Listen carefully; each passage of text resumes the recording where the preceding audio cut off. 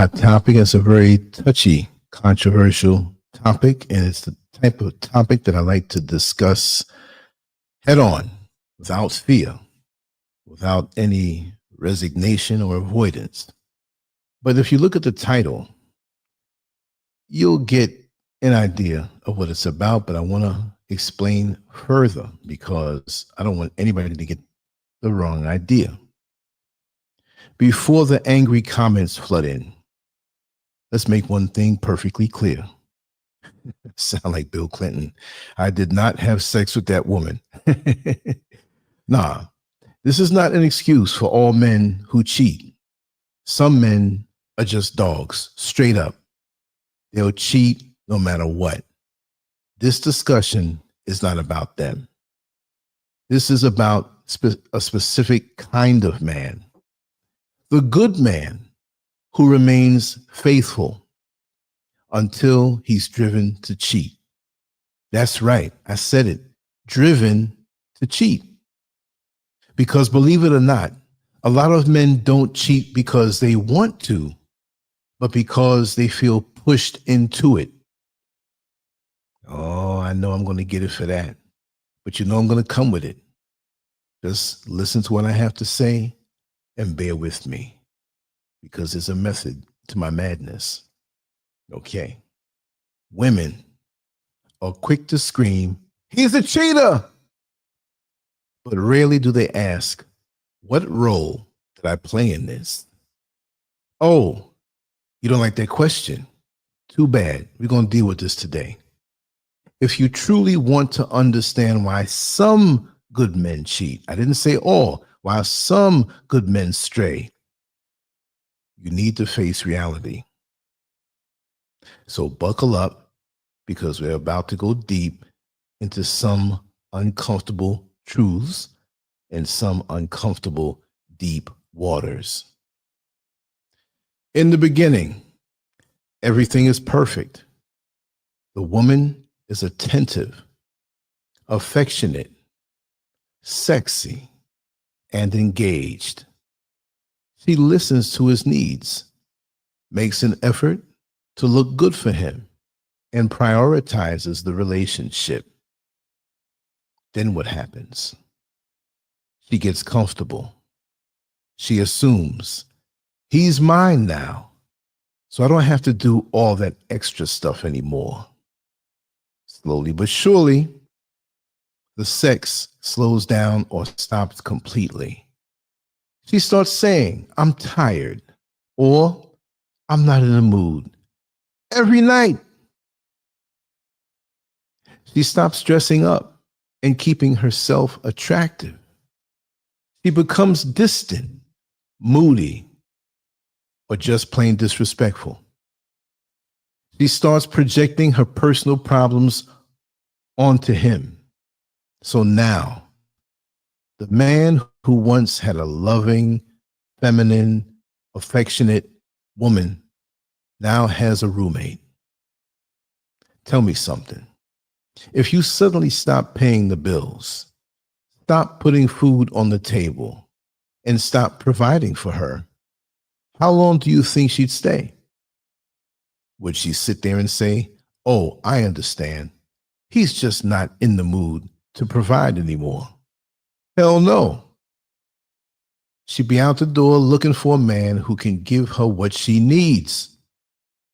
So why do women expect men to tolerate being deprived of what they need? Sex is not a favor. It's a requirement. Let's talk about the biggest reasons why men cheat. Sexual deprivation.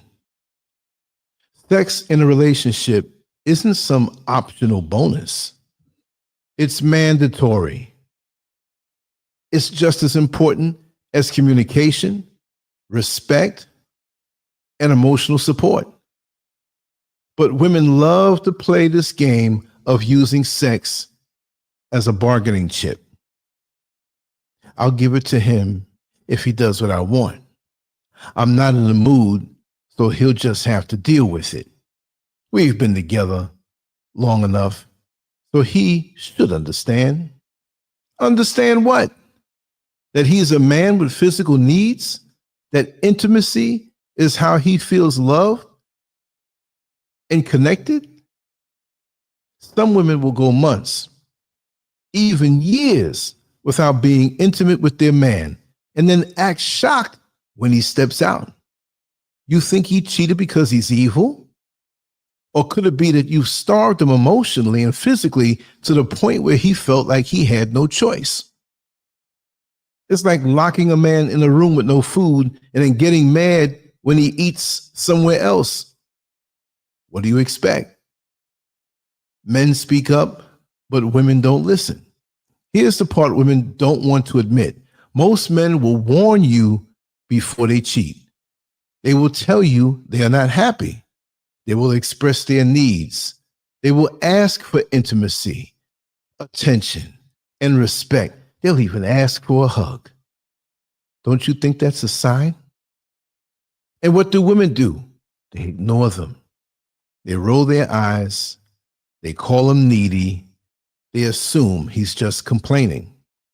Then, when he finally snaps and cheats, suddenly he's the bad guy. No, sis. You set that chain of events in motion. You ignored his needs until another woman was willing to meet them. Does that make cheating right? No, but it does make sense. Women want everything while giving nothing. I'm not saying this is all women. This is the specific type, y'all.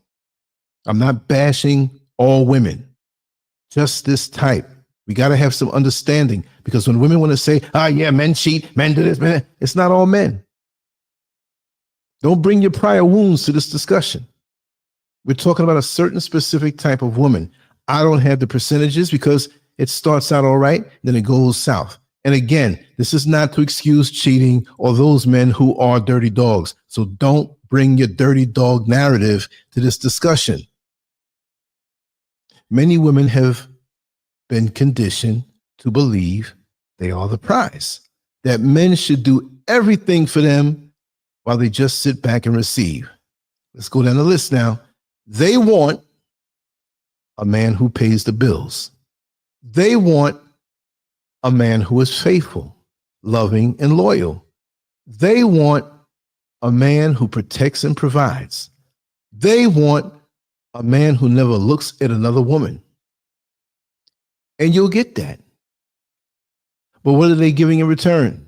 These types of women, not all. No effort in the bedroom. No appreciation for what he does. Constant attitude and mood swings.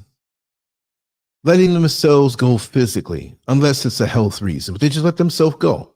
No reason for that. Withholding love, respect, and affection. Women want a 100% man while giving 30% effort. And then they wonder why men are choosing to be single or cheat. Now, here it is, face up or not. How women can stop a good man from cheating. If you're with a faithful, hardworking good man, you have a responsibility to make sure he feels fulfilled. Here's what you need to do. Number one, never stop dating him. Keep the romance alive. Do the things you did in the beginning. Number two, respect him. Stop nagging. Stop belittling. And stop taking him for granted.